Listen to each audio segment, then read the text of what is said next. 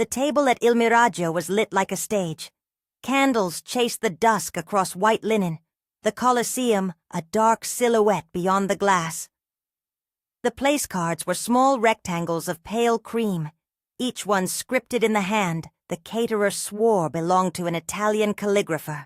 They glittered with gold, Eleanor's idea of old money theater, and for a moment I let myself look at them the way I always did, as a set of choices to be arranged, a puzzle of personalities to be satisfied. Then I realized my card wasn't there. I don't remember the exact pitch of the room at that second, only the soft scrape of a chair being pulled back by a waiter, the hollowness of a place meant for me that was empty. I reached for the hostess's arm as if to ask, but before I could make the question a sentence, Eleanor spoke across the table in that sweet, precise tone she used when she rehearsed being hurt. "Oh dear," she said, and the room seemed to tilt toward the sound. "It looks like there's been a mistake." I folded the moment into a small, clean sentence. "Seems I'm not family." I stood. I left. That was the sentence people remember. Short, cold, precise. It fit the scene and the photograph that later surfaced in a society column. A woman in a navy dress walking away from a candlelit table while silverware flashed and heads turned. But the truth that led to that walk was years in the making. Years of arranging and rearranging myself until the parts fit. If you want to understand why I walked out, you have to sit with the ordinary early moments. The flowers, the emails, the tiny exclusions that feel like nothing until they're suddenly everything. I'm Anna Morgan. I plan other people's important days for a living. I build timelines, design seating charts that keep divorces from becoming public arguments, and make sure every spoon faces the right way, so people have something to look at besides their own nerves. I moved to Boston at 23, with 3 airlines worth of suitcases and the kind of optimism that's loud and obvious. I worked my way up from assistant to creative director by memorizing vendor rates, by knowing which pastry chef would bend for a late-night request, by being the person who stayed until the last candle was blown out. Sean was a client first. He hired me for his company's holiday party, the sort of thing where donors' names had to be spoken in the correct order, and a pianist was essential even if nobody could hear him over the clinking. I designed the event. He stood at the bar and told me his life story between martinis. An old family in New England, a mother who keeps the measure of things, a villa in Italy that needed her 70th birthday, finally done right. I liked his unguarded laughter. He liked the fact that I never belittled his mother's taste. I thought marriage would be the place where both of my lives, professional and private, meshed. Instead, they layered. I learned how to walk into rooms where everyone knew their role before the hors d'oeuvres arrived. I learned how to say yes in ways that sounded grateful and not foolish. I learned the small eroding rules of privilege. Applause that skipped the woman in color because she gives such lively energy. Dinner conversations that removed me from the thread because this is between family. Compliments that delineated what I had earned and what I had been given. Eleanor called herself a patron of the arts. She liked the sound of marble, the hush of galleries. She liked things that were expensive by design and socially expensive by intention. When I offered to plan her birthday party, the practical part of me, trained to transform intangible wishes into contracts, saw it as the honor it was. Professionally, it was a high-profile event that would open European doors for my small firm. Personally, I thought it might also give me a place at a table that had always left me a little cold. So I said yes. I designed a weekend, a villa on the outskirts of Rome, a private vineyard the next day for a lunch, a candlelit dinner under the city's old stones. I negotiated menus with a chef who refused to be rushed. I argued dates with a villa manager named Carmen, who had a low, amused voice and a soft spot for American brides who took her recommendations seriously. I signed the contracts, wired the deposits, and built floor plans that made even the most fractious families look like a single organism for a night. I learned, too, the other side of being close to a family that had known itself for generations. How small humiliations are administered to the people who aren't in the family ledger. They began with remarks that could pass as jokes and slipped into habits that were hard to name. At holidays, I would find myself thanked publicly for trying so hard, as if effort were measured by how much I needed approval. At board meetings, I would be introduced as Sean's wife, then forgotten when the conversation moved into trusts and endowed chairs. Once at a museum opening, someone asked me whether I thought my company was prepared to serve such real collectors. These were not explosive moments. They never were. They were small cuts that made the flesh of my public life tender. You get used to living with small cuts. They form a map of where you should be cautious and where you should insist.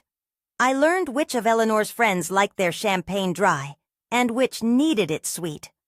I learned to speak just enough about my business to be invited to the right luncheons, but not so much that I would be asked to run the foundation's gala regularly.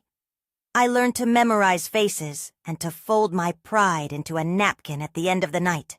The first red flag that felt different was a seating chart. It wasn't the one for Eleanor's party. That one I kept close to me, annotated with small notes about allergies and old grievances, but an administrative detail that brushed against my life. I was reviewing the final list for a donor brunch when I saw a column in a spreadsheet that had no reason to be there. Personal arrangements, SH.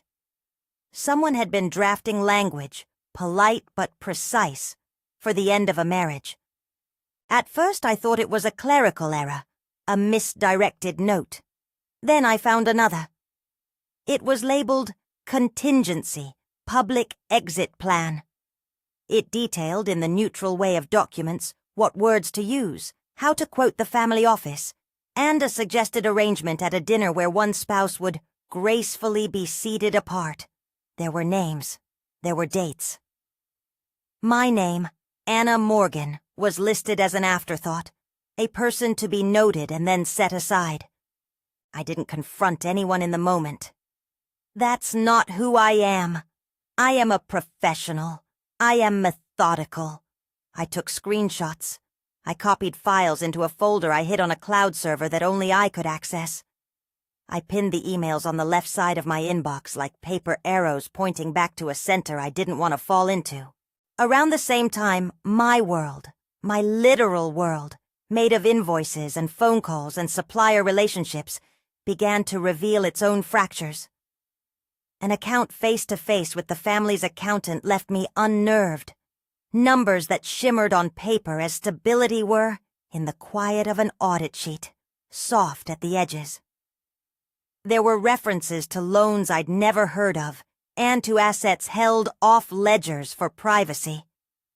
My instinct, honed by years of balancing budgets down to the cutlery, told me to pay attention. Then the texts began. I wish I could say I found them in a dramatic explosion. A phone in the kitchen, a confession, immediate ruin.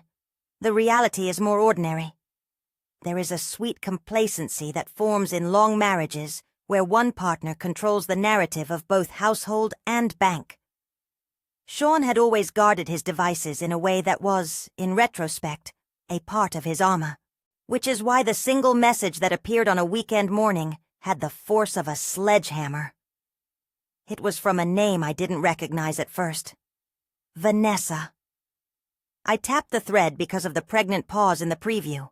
3 dots, and then a timestamp that said 2:14 a.m. There were words that belonged in other people's tragedies. We need to talk about the baby. And then later, I don't want to hurt you anymore. Notations about dates, about plans to handle everything quietly. The messages weren't raw with heat. They were practical, like shopping lists for decisions already made. I stared at the screen until it blurred, and then I did the thing my training told me to do. I copied, I archived, I labeled. There was no clamor, no dramatic confrontation.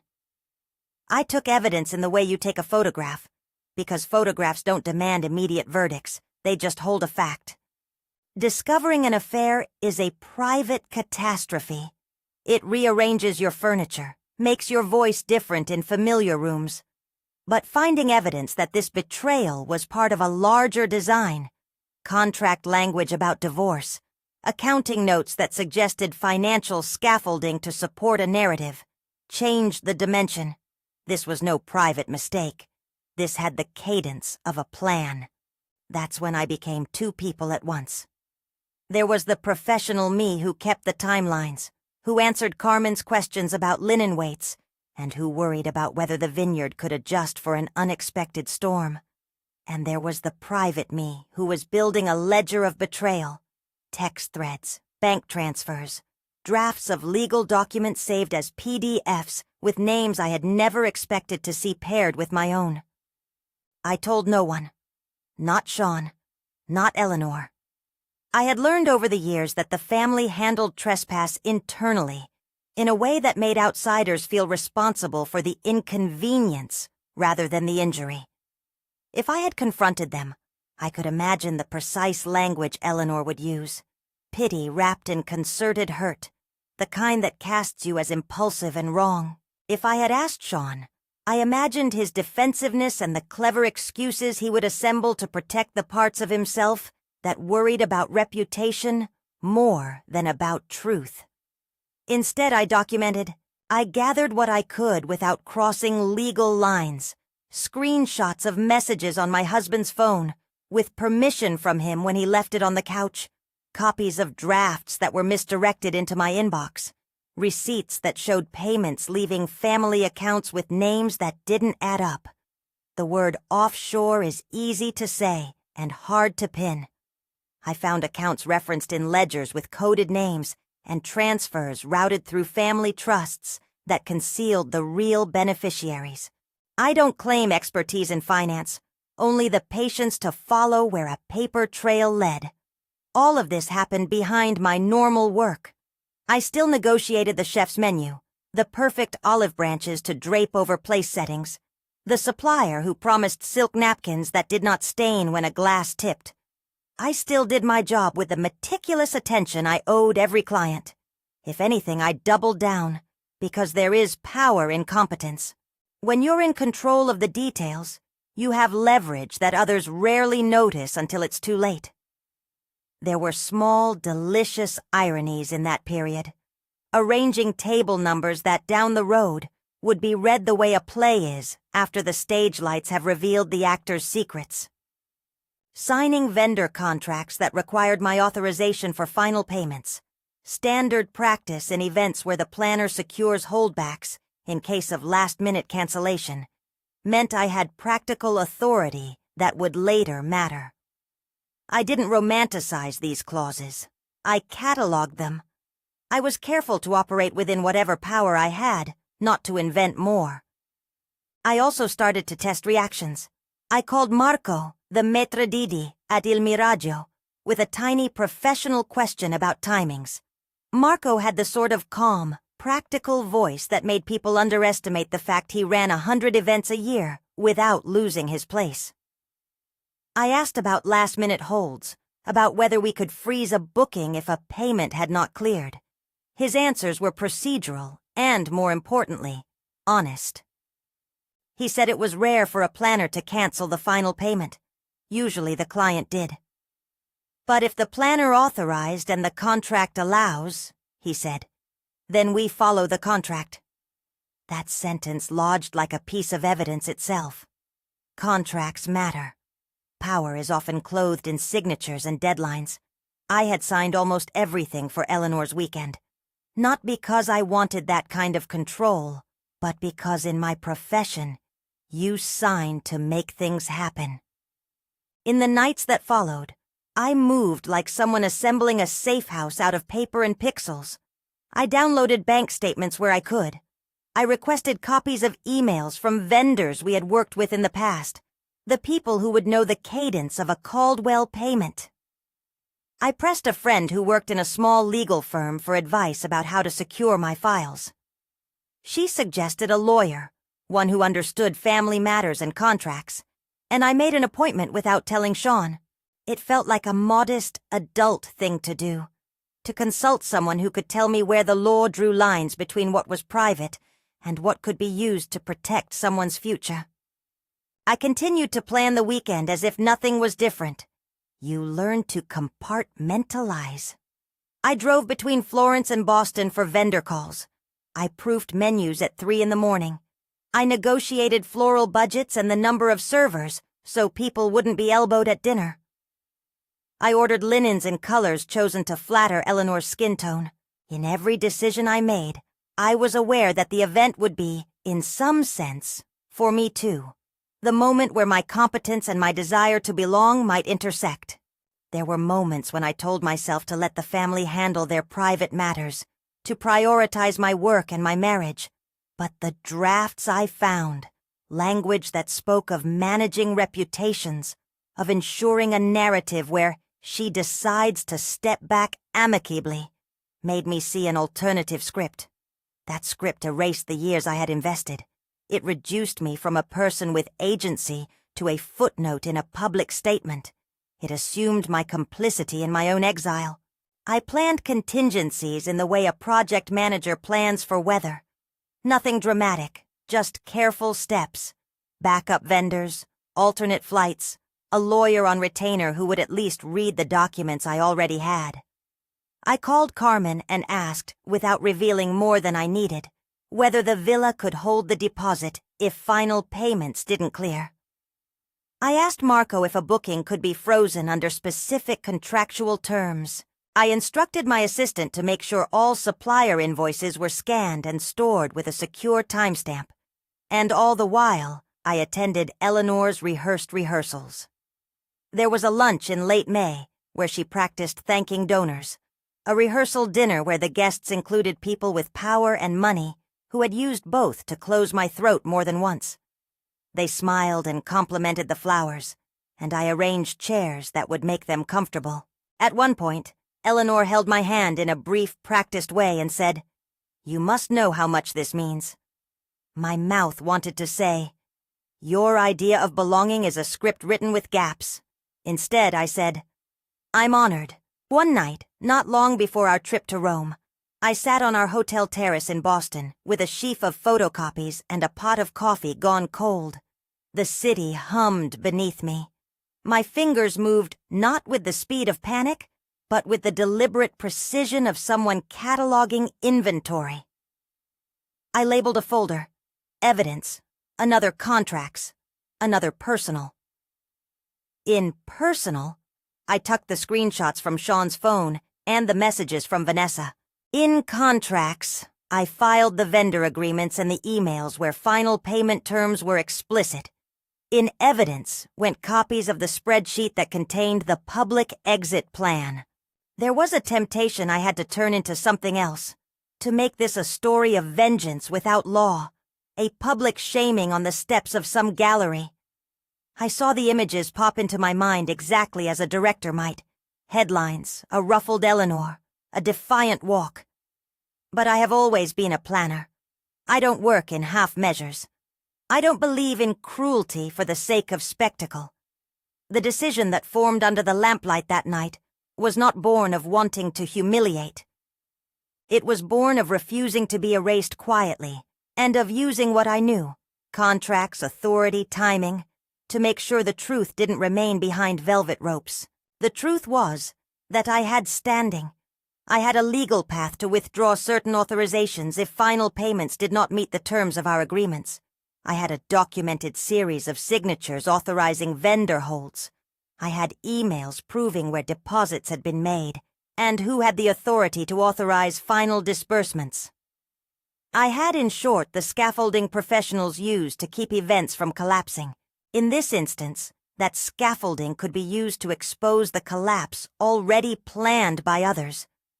There were moral questions I turned over in my head like coins.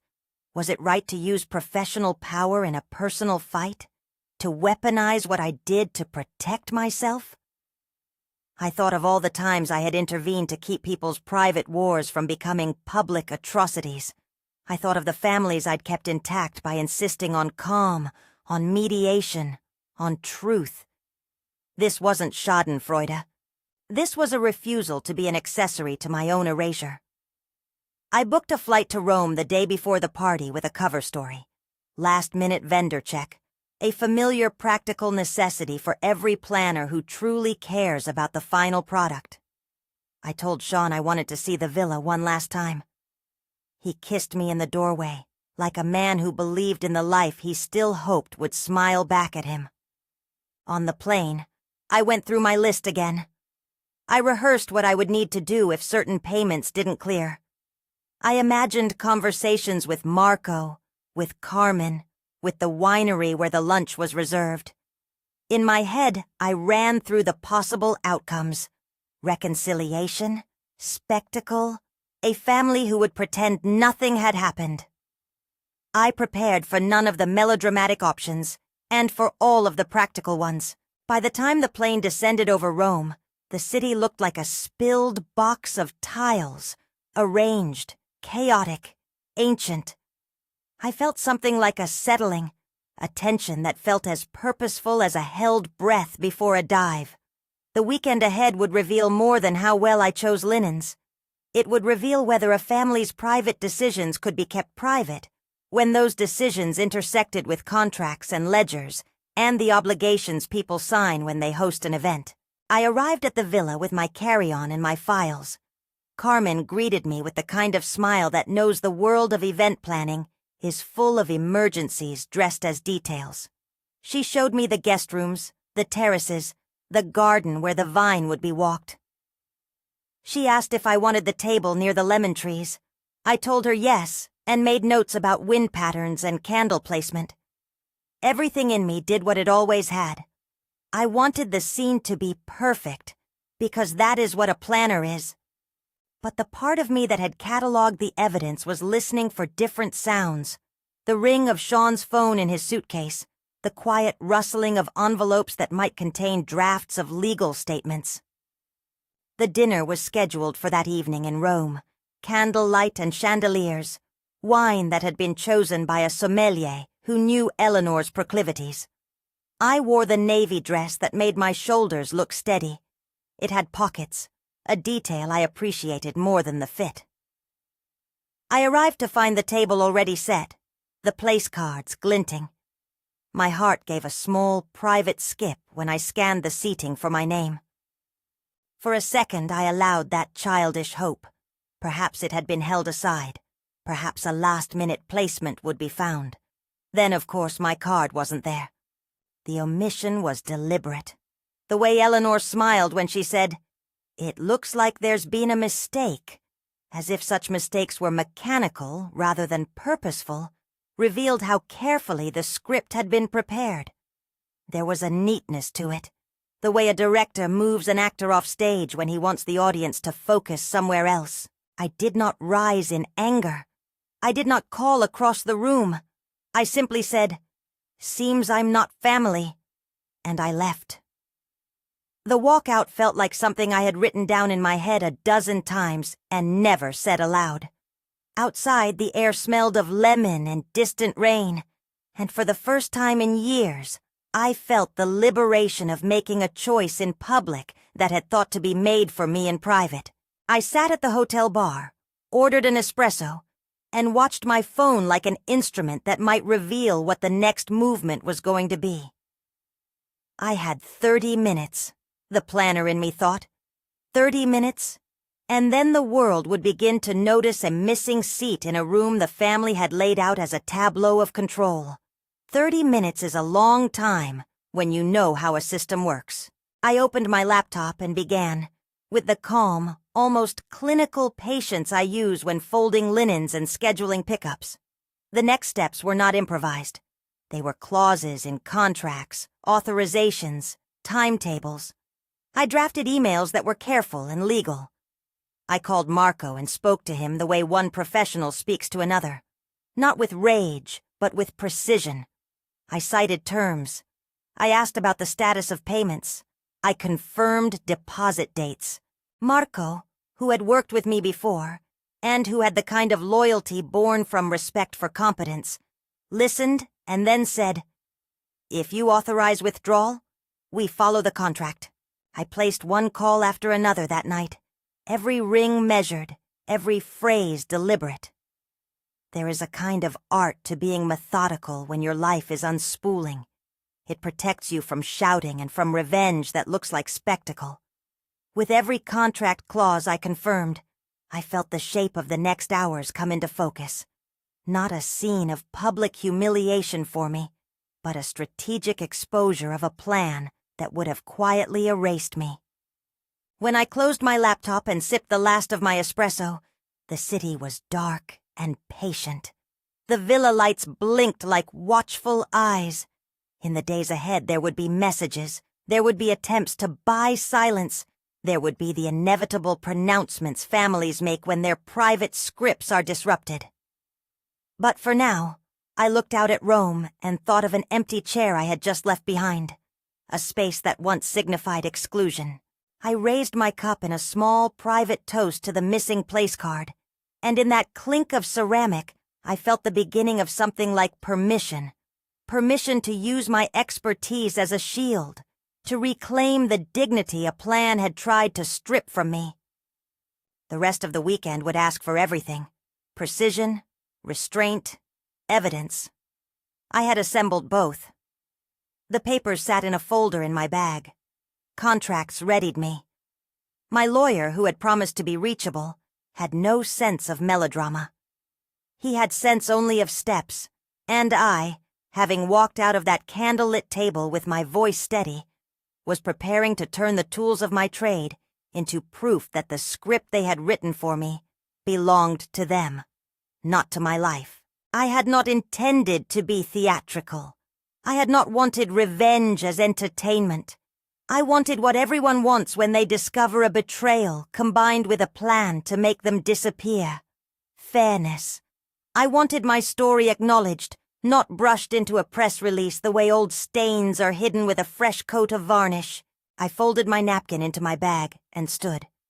The terrace smelled of lemon and basil and something old. In my head I ran the timeline one more time. The missing place card had been the invitation. Now the weekend would decide whether the family's careful world remained intact or whether the ledger of their choices would become visible. I walked back to my room with a single thought steady as a tether. I would act as a planner first and as a woman second. I had everything I needed to make people see the truth without making it into a sideshow. The question was what to do with that power when the curtain was finally pulled. If you love unbelievable true-life revenge stories, subscribe. There's nothing quite like watching a carefully built stage collapse when the props are withdrawn. I walked back to my room with a single thought steady as a tether. I would act as a planner first and as a woman second. I had everything I needed to make people see the truth without making it into a sideshow. The papers sat in a folder in my bag.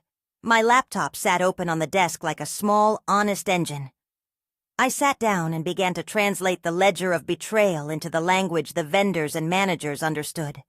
Contract terms, payment windows, authorization holds. There is a peculiar calm when you are turning expertise into defense. It isn't the absence of anger. It's a discipline that channels a hot thing into something that functions. I opened my list. Marco's number was first, Carmen's second, the sommelier and the vineyard after that. I sent an initial text to Marco, short, professional, no excess heat, asking him to confirm the final invoice status for Il Miraggio and whether the final payment had cleared. I copied the clause from the contract. Planner to authorize final disbursements only upon final client sign-off. That clause was small and unromantic, the sort of bureaucratic sentence planners live by. It was also, in this case, my safeguard. The calls came back steady and efficient. Marco answered with a voice I knew had the shape of the man who'd run dining rooms for half his life. He confirmed a pending final payment and asked, in the gentle way of a man who respects procedure, if I wanted to proceed. Carmen, with her low, amused Italian cadence, said the villa would hold the tables if final invoices were unanswered. The sommelier said the wine was on a separate invoice. The vineyard manager said their lunch deposit was refundable under certain circumstances. It was all procedural. Contracts are not dramatic. They are grinding, practical things. That was the point. I did not call to threaten. I called to exercise the borders of the authority I already had. There is a difference between bullying and asserting what's signed. I began the formal process of freezing final disbursements, not to ruin people as a sport, but to bring into daylight the choices that had been made behind closed doors. I told vendors to put a pause on the last payments until we resolved outstanding authorizations. Each vendor noted the request and complied, because planners asking for pauses is a recognized motion in our world. It is the safety net for storms and sudden cancellations, not something reserved for acts of vengeance. I used what existed, nothing more. Phone by phone, email by email, a glimmering structure of authority clicked into place. When Marco received the envelope, my assistant had handed it to him via a neutral colleague, a sealed folder with the signatures and the clause highlighted. He did not look surprised. He looked resigned in the way of men who have seen many family dramas play out in the restaurant light. "We will follow what is on paper," he said. He understood what it meant when a planner asks a restaurant to hold disbursement. It meant compliance, not spectacle. In the space between my calls and the dinner, small things began to happen that had nothing to do with me. The maitre d' at a neighboring locale called his cousin at the society desk to confirm a lunch. A supplier messaged to ask whether they should release linens for the villa. A concierge wrote to confirm no extra guests would be arriving. These ripples were not orchestrated by me, but they moved in directions I had predicted. Systems respond to pressure points.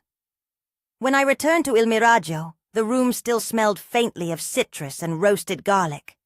Eleanor's laugh, bright and practiced, sailed over to me like a paper airplane. I watched that laugh land on the precision of the assembled table. People noticed me, noticed my presence because absence had already done much of their work. Sean's face was a study in controlled panic, the precise panic of a man who has worked hard to keep appearances and now sees one thread pull. I sat at a far table, near a window that gave me a view of the Colosseum's silhouette. I did not make a scene. I did not demand the right to be seated. I ordered water and let the restaurant do what it does best. Keep moving. Servers hovered. A bouquet passed from hand to hand. Wine was decanted. All of it was perfectly ordinary. That ordinariness is what made the coming friction so sharp. The first text arrived with the kind of casual punctuation that makes shock worse. A photograph of a plate and a caption. "We're waiting." It was from Melissa, one of the cousins who had flirted with being kind when it made her look generous. Then another. "Isn't this odd?" That oddness would soon gather gravity, a little before dessert, or what would have been dessert. I watched Marco approach the table where the family had arranged itself into a portrait of poised irritation. He had the same quiet face he wore on the phone, but there was a thinness to it now.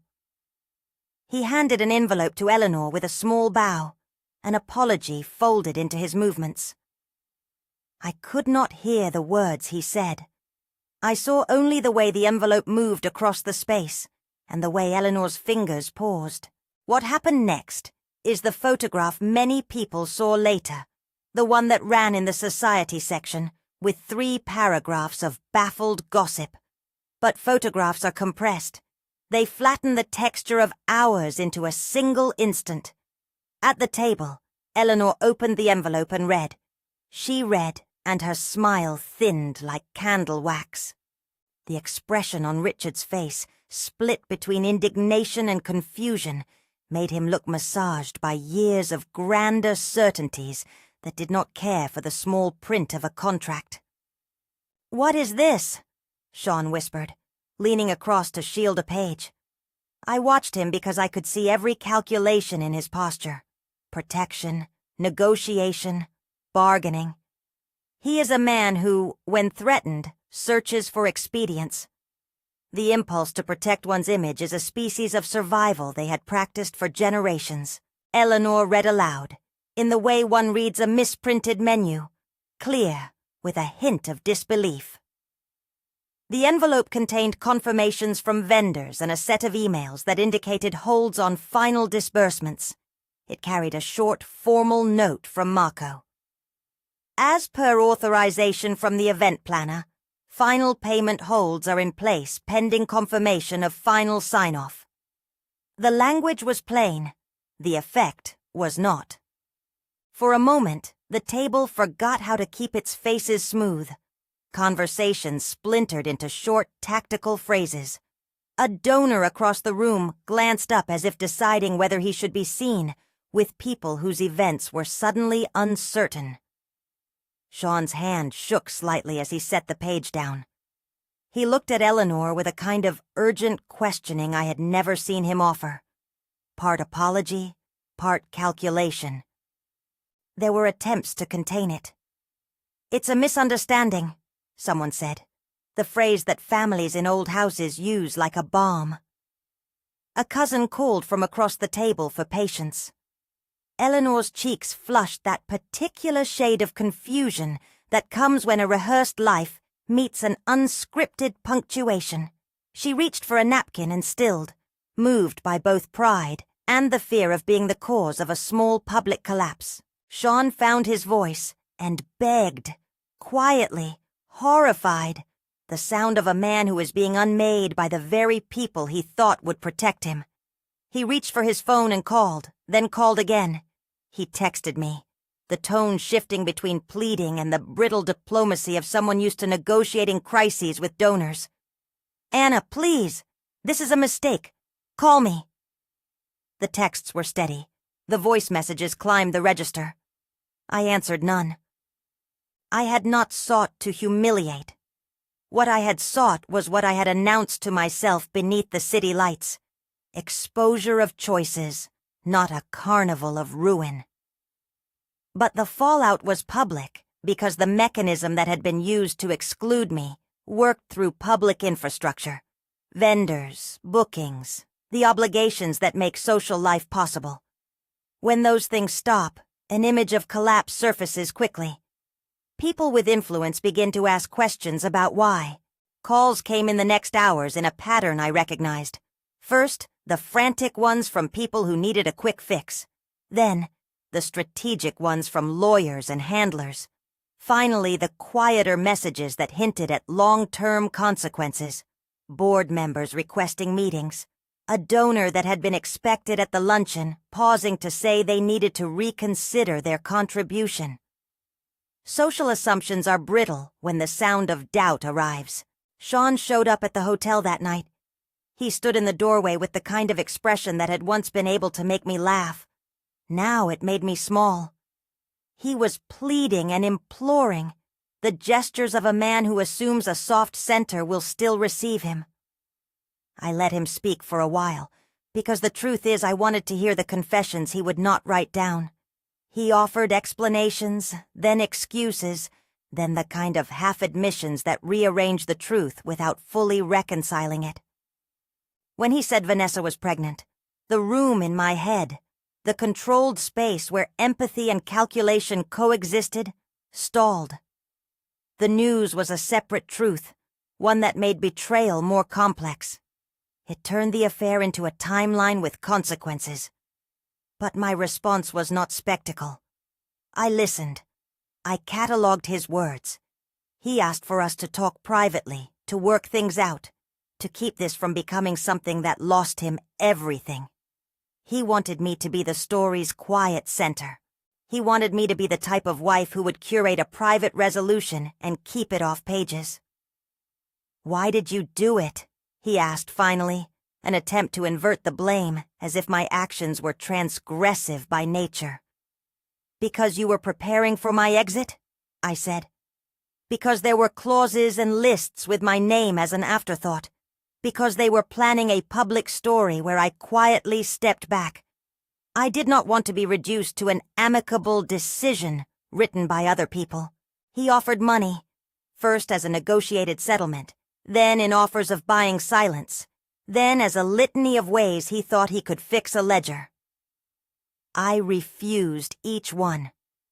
Not because I was above financial pragmatism, but because the decision to refuse was a boundary setting that could not coexist with being purchased back into a life that had been negotiated without me. You do not negotiate your existence as if it were a line item. Meanwhile, the ripples had become small waves. A donor postponed a pledge. A member of a foundation board asked for clarification about the villa's backups. A local paper's society columnist called a friend of a friend to ask whether the weekend had been problematic. The family office, which had long operated like an impenetrable engine behind gala nights and trustee dinners, began scheduling calls. I watched from the periphery with the precise calm of someone who had not sought spectacle, but was not surprised to see consequences follow choices. There were threats in the tones of lawyers used to protecting reputations. I received a polite letter, less a threat than a casting of lines, a request for presence, an offer to mediate. They asked me, in the measured language of counsel, to reconsider, to imagine the reputational costs. They offered solutions, statements that would minimize damage, gestures that might mend things publicly without unraveling private intentions.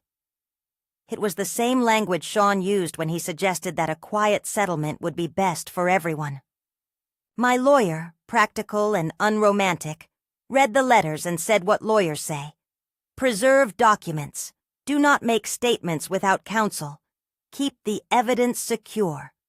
He reminded me that the facts we had collected mattered more than noise, that clarity of documentation is what separates rumor from picture. We filed everything he advised as if building an archive for a future that was no longer hypothetical. I had all along a question to answer. What did I want? Not in the heat of the night, but in the steady light of what would follow. I could have made a dramatic demand and taken the expedient. I could have accepted a settlement that would have paid expenses and promised silence. Instead, I wanted a clean break that respected what I had built for myself, and that did not let my name be used in a statement that implied my consent to being written out. The divorce process, when it began, was a careful unraveling. I instructed my counsel to seek terms that were fair and precise, keep what was mine, clarify the business interests, ensure that no language would imply my consent to any narrative that belittled my role or erased my agency. The legal world moves with dull, efficient steps. Paperwork, signatures, notarizations, meetings with mediators. There were no dramatic courtroom scenes. There never were. The most profound moments were small. The reading of terms, the signature placed on a line that finally made a private legal fact public. As the legal machinery moved, the family's social motion quieted into something less confident. A donor's withdrawal was not an indictment. It was a question mark placed in a public ledger. The society column ran a piece that mentioned a private dispute and noted that a planned luncheon was under review. The tone was less triumphant than curious, as if the public had been offered the outline of a story, but not its full script. People asked me whether I regretted making the cancellations. I thought about the long nights I had spent arranging chairs for people who could not bear to be embarrassed. I thought of the months of being spoken of as an adjunct rather than an agent. What I had done was not dramatic cruelty. It was a refusal to be quietly erased. When the family and their advisors told me I could be handled with silence and money, I saw that as part of a pattern that had been built long before my arrival. My choice was to carve an exit that let me keep my worth and prevented me from being footnoted in a public statement. The weeks that followed were alternately cruel and clarifying. Sean attempted every salvage operation his upbringing permitted. apologies written in neat paragraphs, attempts to reframe things as mistakes, offers of counseling. He wanted me to be the person who would choose private repair. I wanted something else. I wanted public acknowledgement that there had been a choice made to plan my sidelining and private acceptance of the affair. The truth is, I wanted him to feel the loss of a life negotiated without his partner's consent. There were quieter joys in the fallout as well. My firm's phone did not keep silent. Clients called with concern and with offers of work. People who had watched us from a distance, vendors and colleagues I had worked with for years, reached out with notes that were as needed as bandages. They wrote things like, "We believe in what you do." They asked me to consult. Business that feared association with scandal sought partnership the way people seek shelter in a storm. It was, in a way, the smallest vindication. The competence that had always been the foundation for my life began to rebuild my reputation in public. I took on a wedding the following month, a small event in Tuscany that demanded the same sort of devotion I had always given. Vendor calls at odd hours, a ceremony planned to slide seamlessly into a reception that would feel like a single narrative. I found that I could work with a new kind of lightness. I was present in a way I had not been in years. Present because my energy no longer had to be wasted on performing belonging. There were messages from Eleanor, first formal, and then increasingly fraught. At one point she left a voicemail, a thin, almost helpless sound, asking if we could speak privately, if we could understand each other. I returned the call once, and then chose to allow the legal process to absorb the rest. There was a dignity in setting the terms of a conversation into the channels that would ensure clarity and fairness. It would have been easy to let anger color everything. Instead, I chose precise steps. The divorce was finalized without spectacle. I walked into the courthouse with a small folder and walked out with a clean set of signatures that shaped a life different than the one that had been promised to me. There were no headlines screaming details. The final documents read like the rest of my life, quietly competent, built on clear agreements. I kept the business and the assets that were mine, and I walked away from what had been negotiated without my consent. After legal closure, there was a period where my life reorganized itself into rhythms that felt familiar and newly mine.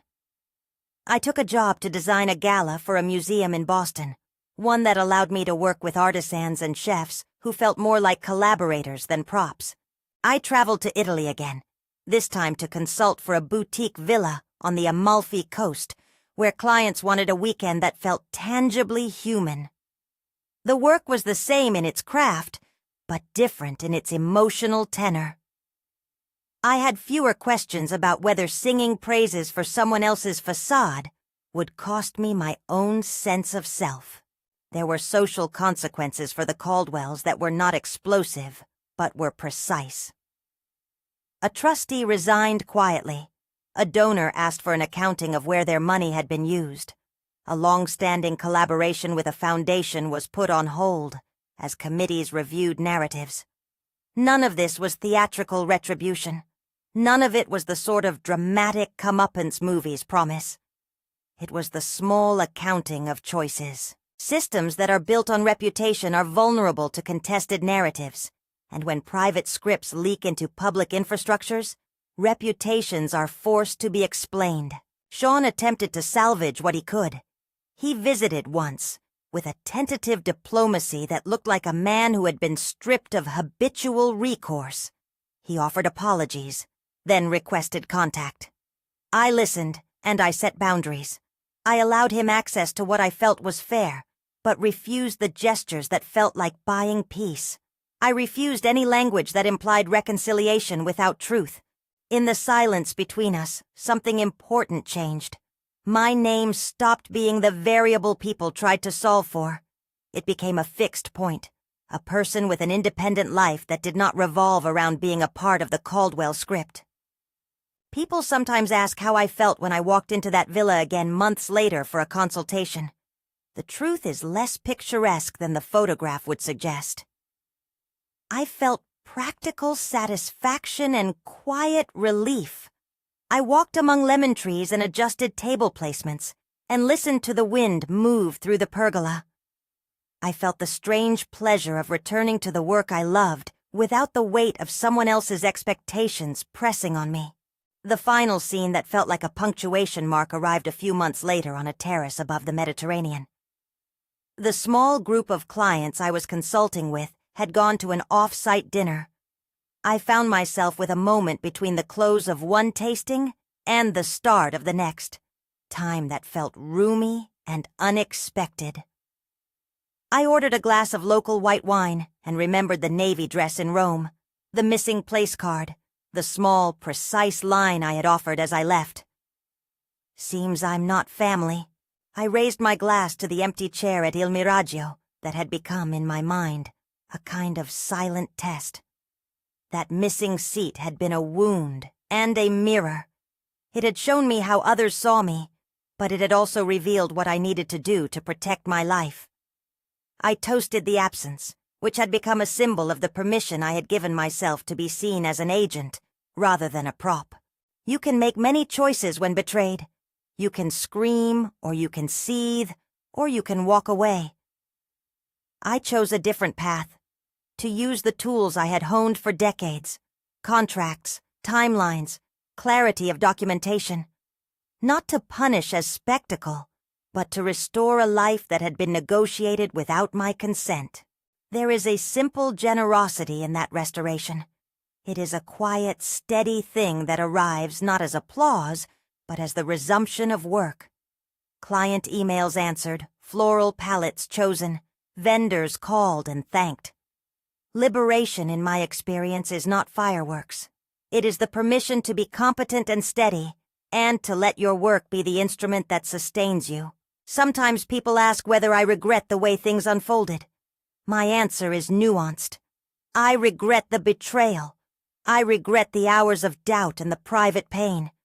I do not regret refusing to be written out of my own story. I do not regret insisting that any public narrative involving my name reflect truth and not a groomed erasure.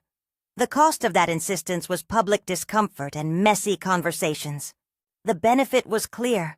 I kept my dignity, my livelihood, and the right to tell my story on my own terms. On that terrace, with the sea beneath like a folded sheet of blue, I raised my glass one more time and thought of the small, steady things that had saved me. The clause in a contract, the polite voice of a maître d', the unromantic power of a documented email. I thought of the line I had walked in the hours between the missing place card and the legal steps, between being an artist of events and a woman insisting on a right to be present in her own life.